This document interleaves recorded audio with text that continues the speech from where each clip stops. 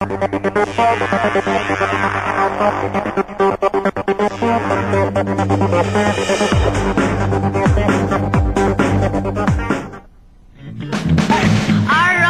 morning mga ka-texters. Siyempre, it's Monday once again. So we're here at the T9 Spelling Alert with Jen and yours truly, Marian. At siyempre, Jen, diba every week we teach them on how to be more efficient with their phones by using the T9 Spelling Alert. Tama ba yun? Or the T9 Dictionary. Parang ngayon naman, Jen, ano bang itutur natin sa kanila? Hindi, ngayon kasi, di ba dati nasabi namin ni Claude na madalas ako magkamali sa pagta-type ng mga Word documents ko. Pag nagko-computer na ako kasi, nasanay ako sa text language na laging shortcut. Alright. So, wrong spelling talaga siya. At hindi ko na rin napapansin yung mga warning na, uy, wrong spelling ka na. So, ngayon, demo natin sa kanila. Yes, and Jen, before we start, bago tayo magsimula po, kailangan natin munang i-remind sa mga mommies na ito ay para sa kanilang mga kiddies. Yes. No? Lalo na pag gumagawa sila ng assignments. Kasi diba minsan, Jen, nakakwenta nga ng mga mommies, no? Na yung mga anak daw nila sa mga assignments, nako, sanay na sanay nang gumamit ng mga misspelled words. Kasi nga po, nasanay silang gumamit ng mga text na mali-mali yung mga spelling. At ano ang rason? Ito sasabihin nila sa mga parents nila. Eh kasi mami, pag nabasa naman ni teacher yan, ano naman yan, maintindihan niya yan kasi ganyan din naman siya mag-text. O sasabihin niya, mami, kasi nagmamadali kami lagi. So, kailangan talaga na we have to shorten our, our messages. And at the same time, mami, mas nakakatipid kami. Kasi instead of like texting a one-pager message or a two-pager message, magiging one-pager na lamang yan. Pero po, mali po yun. At ngayon, i-explain ni Jen kung bakit mali. Oo, eto, katulad nito, bago tong phone na to, babatiin muna namin happy birthday sa teleponong ito. Ito yung graphite na to.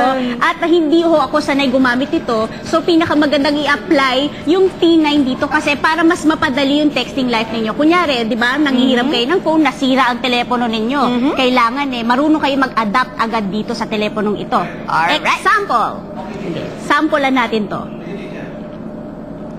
Ang ating principal na si Bobby yan, ay naghihintay. Alright. Ayan yung message. Okay. Of course, ito yung T9 button para mabilis na ito. Ano bang favorite subject mo? Pwede ba sa hindi na lang favorite? O sige. History. Ang hirap mag-memorize ng mga dates dyan eh. Sige, history. Ano bang shortcut ng history pag tinitext? Ako, H-S-T-R-Y. Parang gano'n, di ba? Okay. Oo, I miss the vowels na. I miss the vowels. Okay, sige. Try natin i-demo dito history. So,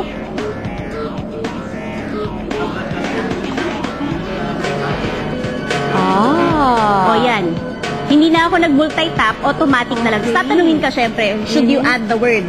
O yan. If this is the word na kailangan mo, edi i-key mo na lang.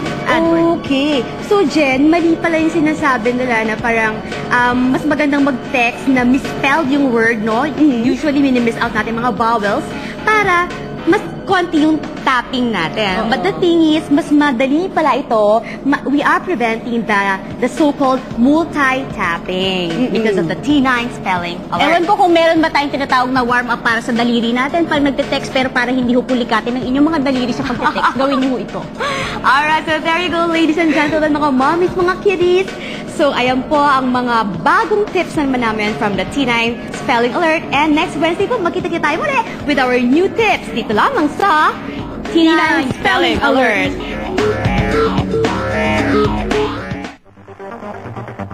Department of Education, Commission on Higher Education, Panasonic. In cooperation with T9 Text Input. Text right, T9.